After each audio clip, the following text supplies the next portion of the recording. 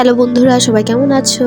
This is my last day of my village, but I am happy. তো আমরা আসার আগে আমার নানা ভাই বলতেছিল যে তোমরা সাজনা পাতা নিয়ে যাও, ঢাকায় নিয়ে খাইতে পারবা। তো সাজনা গাছ থেকে সাজনা পাতা নেওয়া হইতেছিল, আর এটা আমাদের মানে উঠানো বলা যায়। তো এখানে সবাই বসে কথা বলতেছিল, আমিও এখানে ছিলাম। আর আমি জানি পিচ্চিগুলো বড় হইলে যখন আমার এই সব ভিডিও দেখবে তখন তারা বলবে এগুলো কেন দিছো। যাই হোক, এটা আমার ব্লগের অংশ ছিল, আমি দিছি। আর লাস্ট ডেতে আমি অনেক বেশি অসুস্থ ছিল, যার কারণে আমি কোনো ধরনের ভিডিও করতে পারিনি। আর দুপুর টাইমে আমি যতটুকু পারছি ততটুকু ভিডিও করছি। আমি এখনো অসুস্থ। আর আমার মা বাবা এখানে সাজনা পাতা কাটতেছিল। এখানে সবাই কাপড় মেলছিল, তো দেখা যাইতেছিল কাপড় ছাড়া তোমাদেরকে দেখানোর মতন কিছু ছিল না, তাও তোমাদেরকে দেখাইতেছিলাম।